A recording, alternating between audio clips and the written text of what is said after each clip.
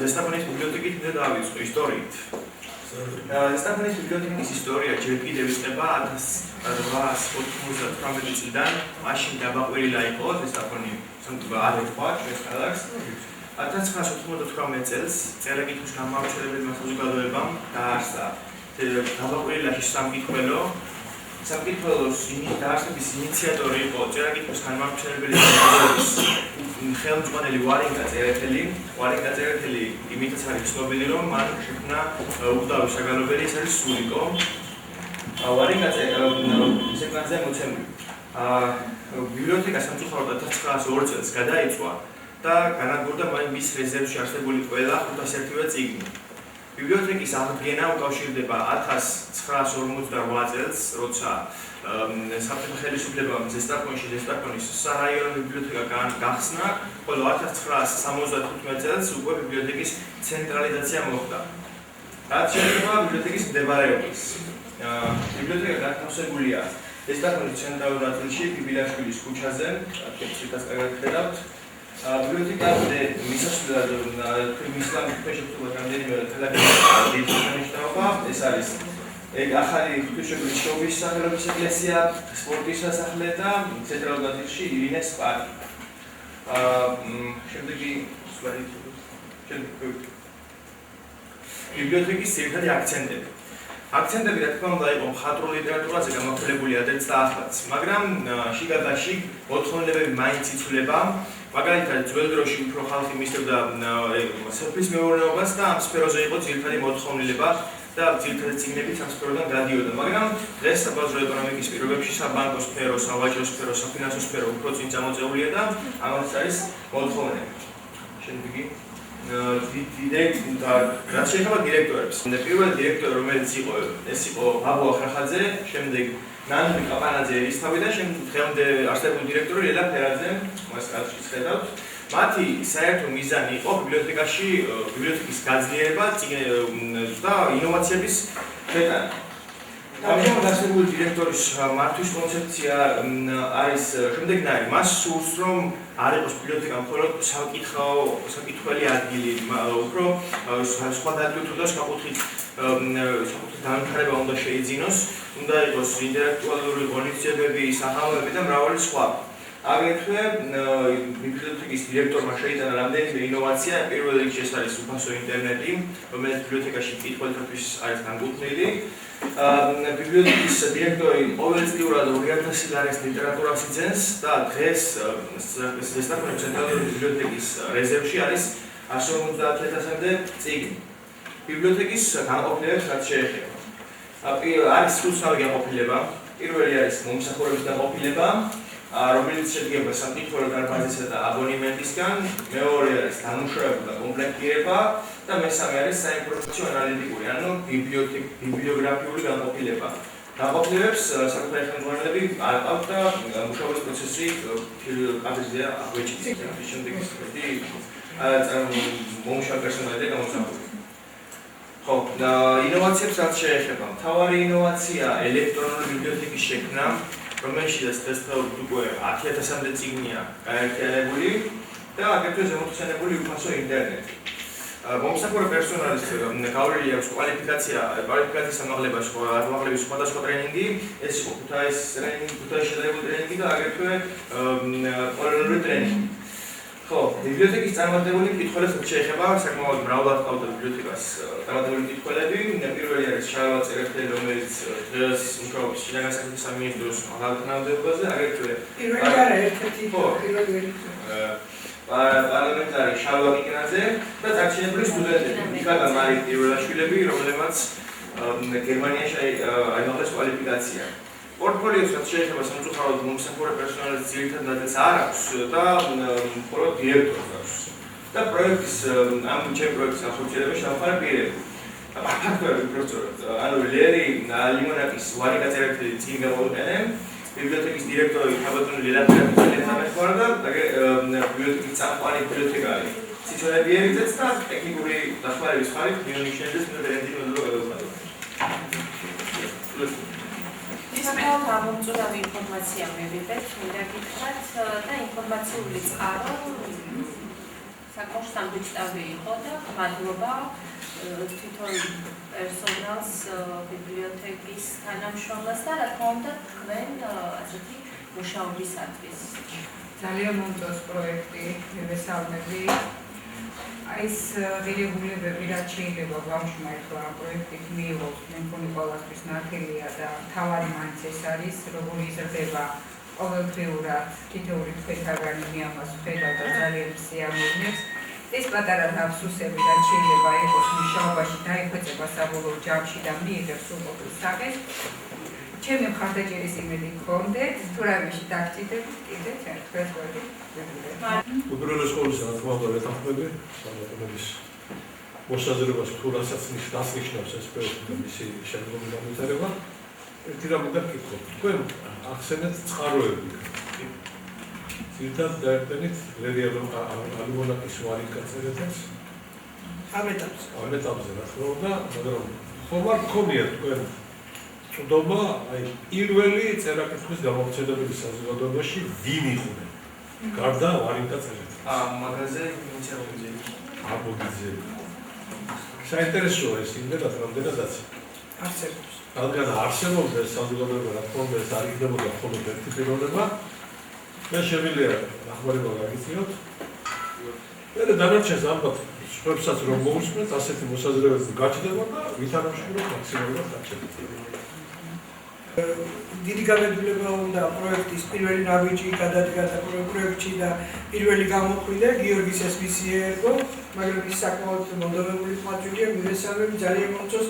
მივესალმები იმასაც, რომ ახალგაზრდული პარლამენტი, რომელიც ზესტაფონში მუშაობს, მას ასეთი კარგი ლიდერი ჰყავს, მართლა დამსახურებულად ის ამას ადასტურებს, მაგრამ მე ვერ ვიტყვი, რომ დღევანდელი ინფორმაცია სრულყოფილი იყო, რა თქმა უნდა, მეტია საჭირო.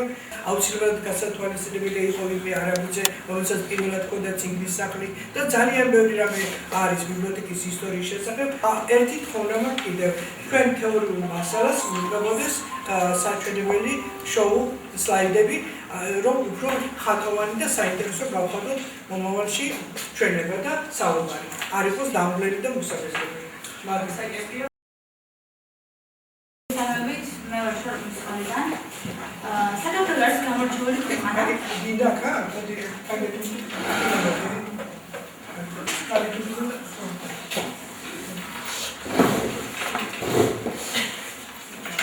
საქართველოს გამორჩეული ქვეყანა.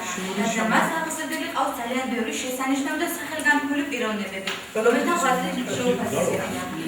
ჩვენი ქვეყანა გამორჩეულია უძველესი ისტორიით. ასევე მისი ბუნება სიხილავით ასობაში მოყავს ნახევარი. საქართველოს ღვთისმშობლის წინხვადი ქვეყანა. საქართველოს დასავლეთში, კერტკის ზემო იმერეთში, ზესტაფონიდან აღმოსავლეთში მდებარეობს შორაპანი. კოლხეთის დაბლობის სამკუთხედის აღმოსავლეთ კიდეზე, იქ სადაც ერთბაშად იწყება გორაკ-ბორცვიანი ზონა, ანუ ზემო იმერეთი, ზღვის დონიდან 229-232 მეტრს სინაღლეზე, ბუნებრივად აზღუდულ ცენტრალურ ბორცვზე, რომელსაც თითქმის სამივე მხრიდან გასულიან ჯიჟმაჟი მდინარეები და მის განაპირას ერთმანეთს ერწყმიან მდინარეები, ყვირილა და ძირულა, მდებარეობს, რასაც შემორჩენილია უძველესი და საინტერესო ციხე-ქალაქის ნანგრევები. ციხე-ქალაქის გარშემო გაშენებულია თანამედროვე სამრეწველო დაბა შორაპანი, რომელიც ჩვენ წელთაღრიცხვით მესამე საუკუნეში შორაპნის ციხე გააგო ფარნავაზ პირველმა, რომელიც ასევე ცნობილია როგორც ერთიანი საქართველოს პირველი მეფე და ქართული დამწერლობის შემქმნელი. მე-20 საუკუნეში შორაპანს განსაკუთრებული მნიშვნელობა მიენიჭა, რადგანაც აქ გაიყვანეს რკინიგზა, რომელიც აკავშირებდა შორაპანს და ჭიათურას ერთმანეთთან. ეს იყო ძალიან მნიშვნელოვანი გზა, იმიტომ რომ ამ გზით გადაჰქონდათ მარგანეცი არა მხოლოდ საქართველოში და დასავლეთში, არამედ ევროპაშიც. მოსახლეობის დასთან ერთად აუცილებელი გახდა სკოლის დაარსება. ეს მოხერხდა 1909 წლამდე. მანამდე კი შორაპტენი ბავშვები და მათთან ერთად დიდებიც სწავლდნენ სპეციალურ ვაგონში გახსნის დასწავლებაში, ან კერძო სკოლაში. 1917 წელს კინგზის სამმართველოს ინიციატივით, როდესაც ზესტაფონში გაიხსნა გიმნაზია, შორაპნის შორაპანში გაიხსნა 4-წლიანი დაწყებითი სასწავლებელი. შემდეგ 1924 წელს კი როცა იგი 7 წლად გადაკეთა და სკოლის შორაპნის ხასი გაედო, მოსწავლეთა რიცხვი საგრძნობლად გაიზარდა. შორაპნის სკოლა მდებარეობს ქალაქ ზესტაფონის აღმოსავლეთში, ზემო იმერეთის მაღლობის საწყის ცენტრში. სკოლის და საზოგადოების მოთხოვნა განათლების აქცენტებზე დირექტორების მიხედვით სხვადასხვა იყო. ქალბატონ ქეთევან ქათამაძის დირექტორობის დროს არ იყო დაფინანსებული ინგლისური ენისა და უნარების გაკვეთილები და ამიტომაც მას მთლიანად სკოლა აფინანსებდა. ხოლო ბატონ მამუკა ჭაბუკიანის დროს არ იყო დაფინანსებული ისტის გაკვეთილი და ამიტომაც მას თვითონ აფინანსებდა სკოლა. სკოლის დირექტორები იყვნენ და დღემდე არის 1935 წელს ალექსანდრე ტოგინაძე იურისტი, 1939 წელს კალე კაპანაძე მათემატიკოსი, 1972 წელს ოთარ კვინიკაძე გეოგრაფი, 1998 წელს ამირან ერაძე ისტორიკოსი, 2005 წელს ქეთევან ქათამაძე ისტორიკოსი, 2011 წელს მამუკა ჭაბუკიანი ისტორიკოსი, 2014 წელს კი ნოდა როსაძე და დღემდე ის არის. შემდეგი კათედრები: ქართული ენისა და ლიტერატურის კათედრა ნადეჟდა აბადიანი, დაწყებითი კლასის მასწავლებლის კათედრა მაკა მაღლაკელიძე, მათემატიკის კათედრა ნუნა მახათაძე, საზოგადოებრივი მეცნიერებების კათედრა ფიქრია ხუჯაძე, საბუნებისმეტყველო საგნების კათედრა მაგური გიორგაძე, უცხოენის კათედრა ქეთევან ქველაძე, ესთეტიკური საგნების კათედრა ეკა აბულაძე. ინტეგრირებული გაკვეთილები ჩატარებული აქვს. ისტორია და ქართული, ნაწერი რჩება უკულისამდე, სპორტს და ისტორიას, ოლიმპოს ღმერთები და ოლიმპიური თამაშები, ქიმია და ისტორია, ქაღალდის წარმოშობა, ფიზიკა, ქიმია და ბიოლოგია, ეკოლოგიური ფაქტორები. ჩვენ ასევე მუშაობთ თემაზე და გავაკეთეთ აკაკი წერეთთან დაკავშირებით კვირეული სკოლა. სერტიფიკატი აქვს 8 მასწავლებელს: ნაზი ბედიაშვილს, ლია გურაბანაძეს, სევინა კვინიკაძეს, სია კვინიკაძეს, ფიქრია ხუჯაძეს, ნელი კეჭიტაძეს, გულო კვინიკაძეს და მაკა პეშიძეს. შორაპის სკოლის მასწავლებები და მაღალი პროფესიული უნარით გამოირჩევიან და მათ ძალიან ბევრი ტრენინგი აქვს გავლილი, რომელიც აუცილებელია მოზარდის ზრდა განვითარებისთვის. ეს არის ფიქრია ხუჯაძე, გავლილი აქვს ტრენინგები, პროფესიული განვითარების პროექტი, პროფესიული უნარები, საგნობრივი ტრენინგი ისტორიაში, დემოკრატიული მოქალაქეობის სწავლება, საგნობრივი ტრენინგი ჩვენი საქართველოს, სამოქალაქო კლუბის ტრენინგი, საადვოკაციო მუშაობა, დალი ნიქაბაძე, გავლილი აქვს ტრენინგი, ნახევრების ინსტიტუტი და საგნობრივი ტრენინგი. სკოლის მისია და მიზანია განვითაროს მოზარდ-უწყვეტი განვითარების, ახალი ცოდნისა და ჩვეების დამოუკიდებლად მიღების უნარი, ჩვენი ქვეყნის განვითარების მდიდარი პოტენციალისა და დღევანდელი პოტენციალის წარმოსაჩენა. მისცეს მას ხარისხიანი განათლება, რათა უნარჩვევით მისცეს მას ხარისხიანი განათლება და აღზარდოს თანამედროვე მონაცემებითა და უნარჩვევით შეერაღებული ღირსეული მოქალაქეები. წარმატებული მოსწავლეები მრავალყოლია შორაპის სკოლას, მათ შორის არის სამოქალაქო განათლების ოლიმპიადა, პირველი ტურის გამარჯვებული ზაზა სარალიძე, ქეთი ბოჭორმელი, თამთა მახათაძე და იოსებ ჭანკვეტაძე, მეორე ტური იოსებ ჭანკვეტაძე და თამთა მახათაძე. შორაპის სკოლას ძალიან ბევრი წარმატებული ადამიანი ყავს აღზრდილი, რომელიც ცნობილი არა მხოლოდ საქართველოში, არამედ მის ფარგლებს გარეთაც. ესენი არიან ყველასათვის კარგად ცნობილი და ნაცნობი რეჟისორი გოჩა კაპანაძე, რომელსაც ძალიან ბევრი საერთაშორისო დონის თეატრი აქვს დაჯმული, მათ შორის შორაპნელი ქალები, ნინო თვითვერდზე არის კარგი სწავლის გამო გაუშვეს სორბონის უნივერსიტეტში და იქ ასწავლის იქაურ ქართველებს ქართულ ენას და ასევე მუშაობს საფრანგეთის საელჩოში. ყველა მასწავლებელს აქვს პორტფოლიო, რომელიც ძალიან მნიშვნელოვანია. ჩვენ გვიამაყება რომ ვართ შორაპნელები, ასევე ძალიან დიდი მადლობა მინდა გადავხადო ფიქრია ხუჯაძეს, ლინდა თურქაძეს, ზევინა კვინიკაძეს და ბატონ კობა კოჩალეიშვილს დახმარებისათვის და საჭირო ინფორმაციის მოწოდებისათვის. მადლობა. საინტერესო სამშობლო ჩაუტარებია, მე ჩაუტარებია და ძალიან მნიშვნელოვანია ისიც, რომ კიდევ უფრო მეტად გამოვდება და სრულყოფილ სახეს მიიღებს, მაგრამ საზღვისეთ აქვს ეს მართლაც თავად მაღობებია. ძალიან მომეწონა და კარგად იყო სინთეზი, აწყო და წარსულის შეწყმა ძალიან კარგი იყო და რა ვიცი, წარმატებებს გისურვებ.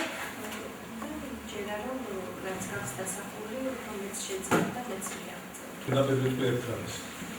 ფიქრობდი სულ როცა ვისმენდი იმას, აი ერთი აკაკი წერეთის თუ ხო თუ იყვნენ და იმ წუთში აი აქტივისა დასრულებული არ მქონდა ფიქრობ, მაგრამ ეხლა ეს თქმა მინდოდა.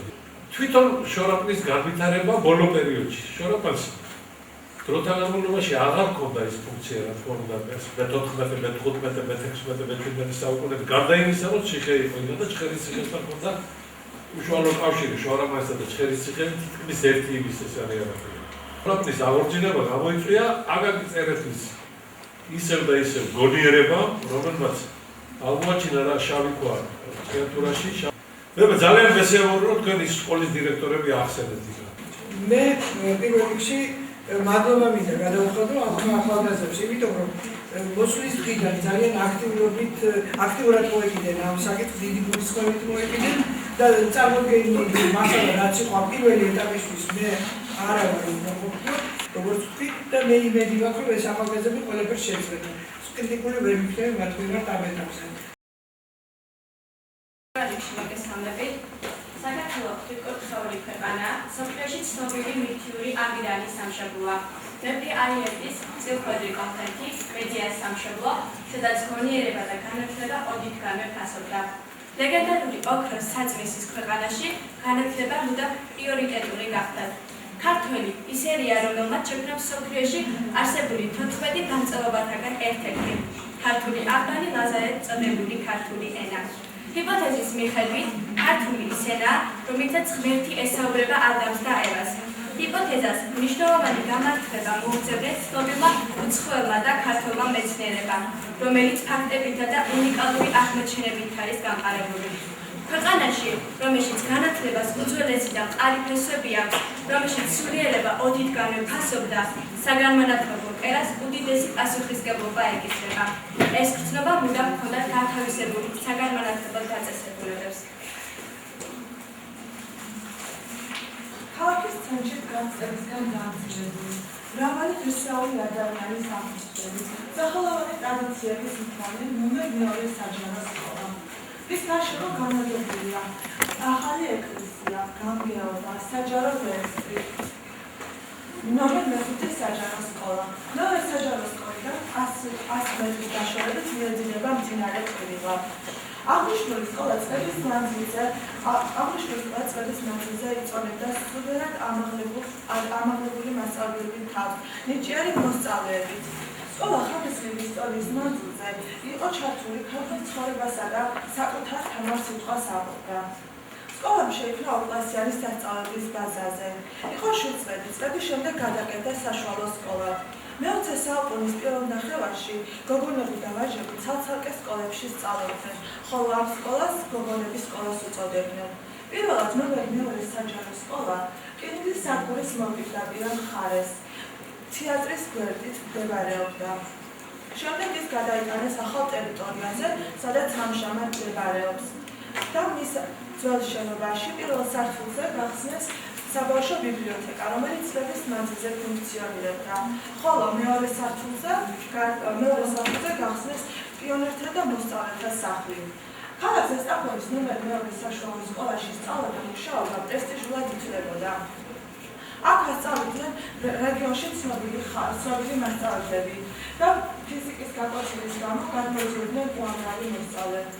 სკოლა თავს იწონებდა ოქროსა და ვერცხლის მედალოსნებით. უმაღლეს სასწავლებელში სკოლის დამთავრებისთანავე ხდებოდნენ კურსდამთავრებულები.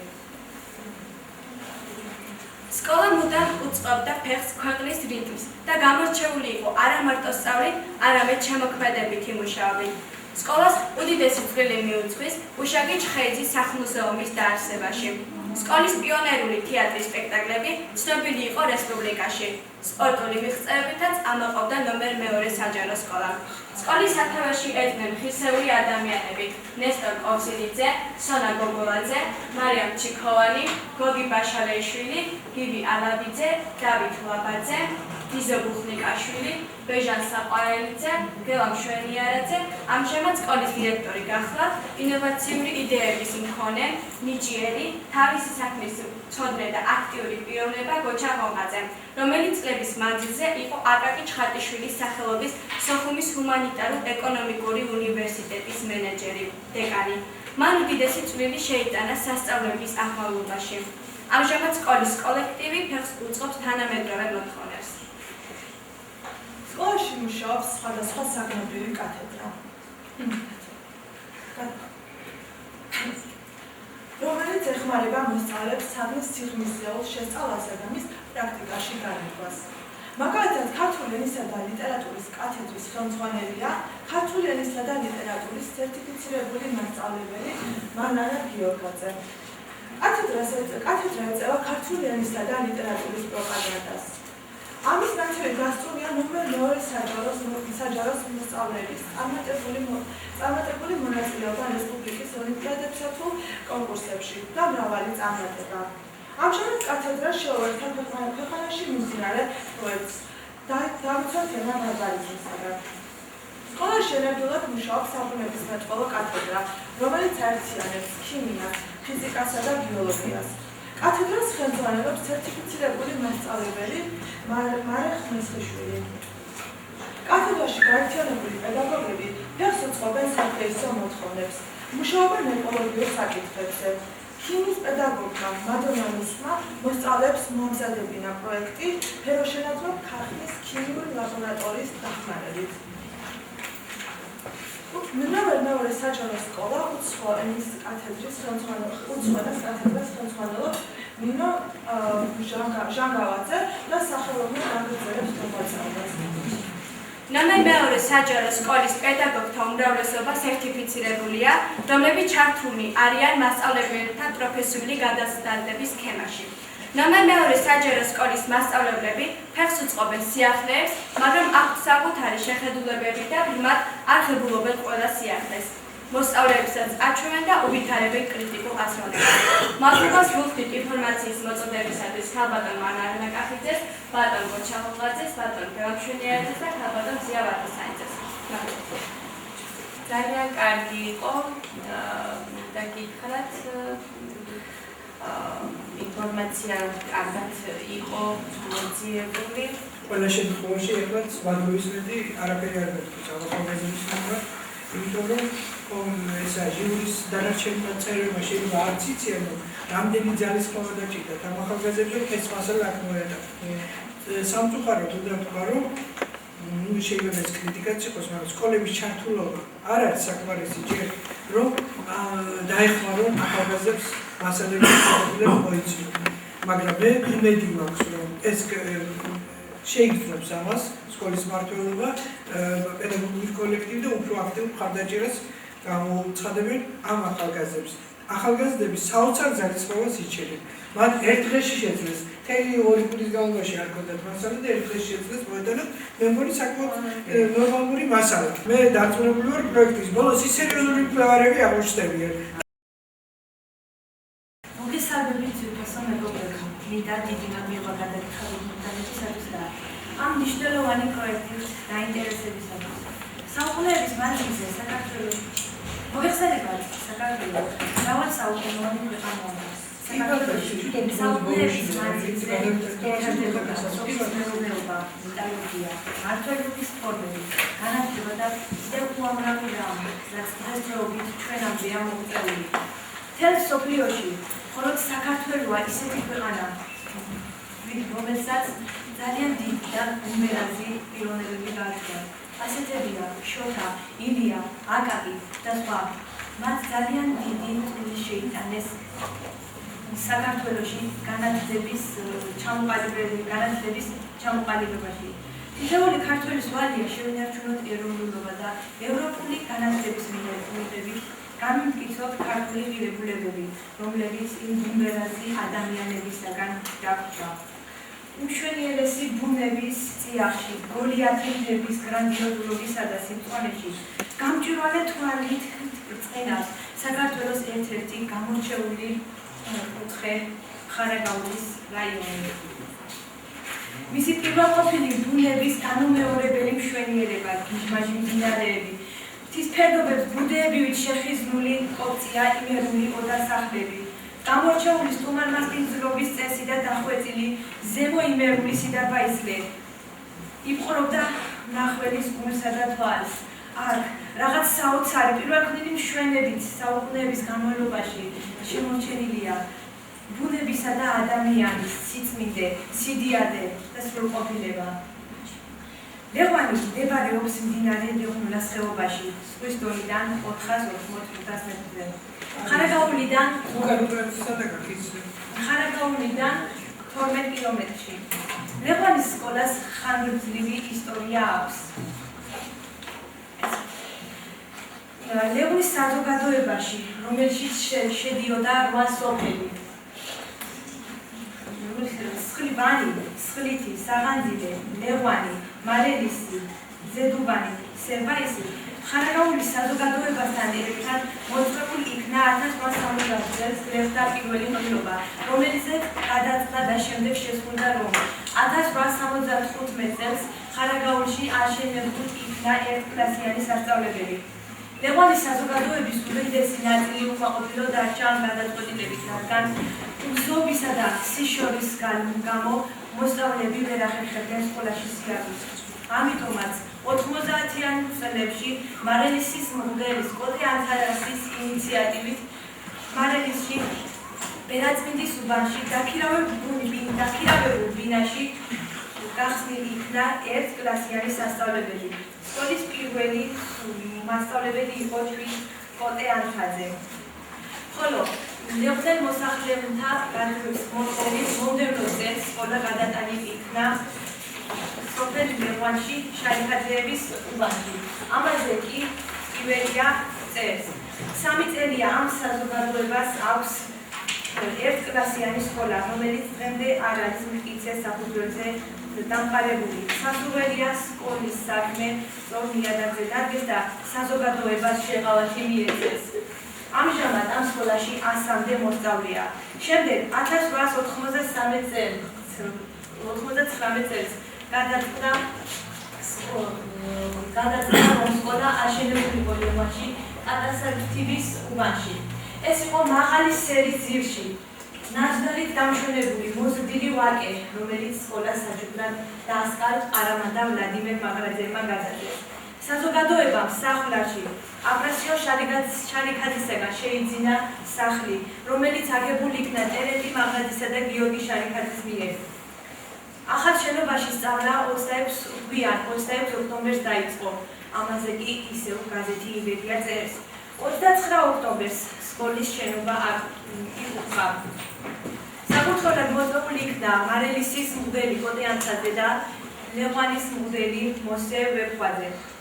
სკოლის კურთხევას დაესწრო შორაპნის მარკიდან თამაშული მეტყევე მაისუროვი, რომელიც სკოლას ეხმარებოდა. მას ასევე ძალიან დიდი ღვაწლი მიუძღვის ზემო იმერეთის განვითარებაში, რადგან მან პირველად შემოიტანა იმერეთში ბაღჩეულობა. სკოლაში მოსწავლეთა რიცხვი ყოველწლიურად მატულობდა. ამაღლდა სწავლის დონე და ხარისხი. დანიშნული გამოცდები მოსწავლეებმა წარმატებით ჩააბარეს. მოსწავლეები ვერ აგრძელებდნენ ხარაგაულის ორკლასიან სასწავლებელში სწავლას. ამიტომაც დადგა საკითხი, რომ ლეღვანის სკოლა გადაკეთებული იყო ორკლასიანად, მაგრამ ბურჟუაზიული რევოლუციების სწავლების გამო ეს ვერ მოხდა. შემდეგ კი 1911 წლის წელს მასწავლებელმა მიხეილ დეკანოსიძემ სკოლა გადააკეთა ორკლასიანად და მეორე მასწავლებლად სეიდ ბუაჩიძე იქნა მოწვეული. ხოლო მოსახლეობის მოთხოვნის საფუძველზე 1923-24 სასწავლო წლიდან გაიხსნა ლეღვან მარელისის შვიდწლედი. ამ საქმეში დიდი ღვაწლი მიუძღვის ლეღვანის სასოფლო ხმის ხელმძღვანელს ტერენტი მაღრაძეს, მარელისა გიორგი ჯიჯავაძეს და კირილე მაღრაძეს, ლეღვნელს მოსე მაღრაძეს. დირექტორად, რადგან მაზრაში შესაჩნევი არ მოიძებნებოდა, განიდან მოწვეულ იქნა აფხაზი ბორისე ზუბაია, რომელიც დირექტორად დაინიშნა 1921 წელს. 1940 წლის სექტემბრიდან 7 წელი გადაიქნა საშუალო სკოლად. დირექტორად გადმოყვანილი იქნა ხარაგაულის საშუალო სკოლის დირექტორი ამბროსი ვერხვაძე. დირექტორის მოადგილედ კი და სამეზრდელო მუშაობის დარგში დაინიშნა დავით ელდარიანი, რომელიც ჩემი დიდი ბაბუა გახდათ. მასწავლებლად მოწვეული იქნა დავით ვერხვაძე, ბაბო კიკნაძე, ვენერა ანდრეჟავა, კეთევა გიორგაძე და ელენე ნებიერიძე. როდესაც 1942 წლის 1 იანვარს გადაიცვალა ამბროსი ვერხვაძე. იმის შემდეგ დირექტორობის თანამდებობაზე შემდეგი დირექტორები შემდეგი პიროვნებები იყვნენ დავით მაღრაძე 1942 წლებში, შემდეგ შალვა ღორღაძე და შემდეგ ისე დავით მაღრაძე, ნოე მაღრაძე, ჯემსი ვერხვაძე, პავლე შარიფაძე, შემდეგ ისევ ჯემსი ვერხვაძე, იმანე ბურჯანაძე, შალვა ხეცაძე, სერგო მაღრაძე, გიორგი ვეფხვაძე მესამე და თამარ შარიფაძე. ხოლო მანენა კიხვაძე 2011 წლიდან დღემდე დირექტორია. 40 წლებში, როდესაც სამამულო ომი დამთავრდა, უეცრად გაიზარდა მისაღება საშუალო სკოლის დამთავრების მიზნით. ყოფილი ლეონის საზოგადოების სოფლების წარმატებული მოსწავლეები მათ ისევ დაიწყეს ლეონის საჯარო სკოლაში სიარული. ლეონის სკოლას არნახული ბუნება გააჩნიათ. რესპუბლიკაში არცერთ სკოლას არ აქვს ისეთი ნაძვნარი, ფიჭვნარი და ფოთლოვანი მცენარეებით დაიფშონებული ეს ზოგანებო, როგორც ლევანშია.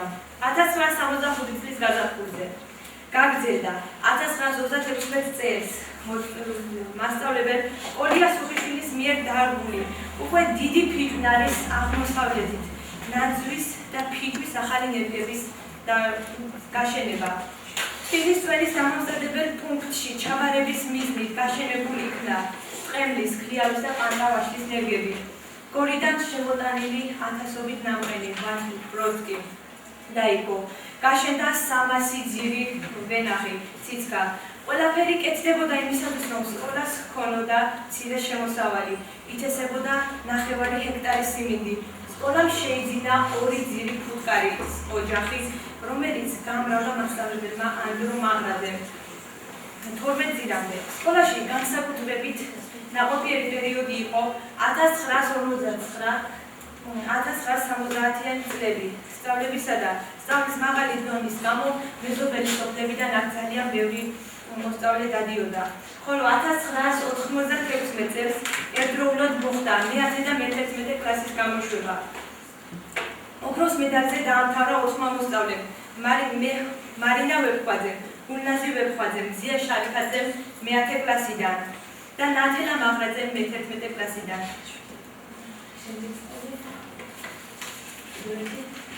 ლევანის საჯარო სკოლა დღეს. ასე გამოიყურება ლევანის საჯარო სკოლის დღევანდელი შენობა. ამჟამინდელი დირექტორი მანანა კიკვაძე. ის ამ თანამდებობაზე 2011 წლიდან არის. მისი პრიორიტეტია სწავლა სწავლების ხარისხის გაუმჯობესებაზე ზრუნვა, მასწავლებლის მზადება აკრედიტაციისათვის. პრიორიტეტად გამოცხადდა სოფელ ლევანის საჯარო სკოლის მისიიდან გამომდინარე. ჩვენ შეგნებული გვაქვს, რომ ამ საქმის დამტკიცებაში მშობლები დაგვეხმარებიან. პრიორიტეტად გამოცხადდა მშობელთა ჩართვა სასკოლო ცხოვრებაში. მიზანია, რომ სკოლა იყოს რაიონის მასშტაბით წარმატებული, იყოს სიყვარული მასწავლებლებს, მოსწავლეებსა და მთელ შემოქმედებით ჯგუფს შორის. ყავდეს ისეთიო წარმატებული მოსწავლეები, როგორიც უთეხავდა მას და ამ ყველაფრისთვის დღევანდელი დირექტორი ძალისხმევას იშურებს. ბიზნესკენ მიმავალი გზები. სკოლის ოპერატიული მართვის სტრუქტურა, კარგი დამოკიდებულება სამეურვეო საბჭოსთან და სხვა, ასევე უსაფრთხო სკოლა და ინკლუზიური სწავლება. ლევანის საჯარო სკოლას არაერთი წარმატებული მოსწავლე აღუდგია. ეს არის ჯამბული გამცემლიძე, რომელიც ჩართულია საზოგადოებრივ ცხოვრებაში და ის წერს შესანიშნავ ლექსებს. მან მიიღო მონაწილეობა საჩხერეში ჩატარებულ კონკურსში, სადაც პირველი ადგილი დაიკავა და გადაეცა აკაკის წერეთლის სახელობის დიპლომი. სავლე შარიფაძე, რომელიც საქართველოს პოლიტექნიკური ინსტიტუტის ლექტორი. ჯონდო შარიფაძე, რომელიც იყო მათემატიკოსი და კითხულობდა ლექციებს. იური ვეფხვაძე, ფინანსთა სამინისტროს წარმატებული მუშაკი. გიორგი დევდარიანი, რომელიც 52 წლის განმავლობაში მუშაობდა სოფელ ლევანში სხვადასხვა ხელმძღვანელ სამუშაოებში. ჯემსი ვეფხვაძე, რომელიც არის წარმატებული ისტორიკოსი, სხვადასხვა პერიოდებში ინიშნებოდა დირექტორად ლევანსა და დიდვაკეში. ნათელა მაღრაძე,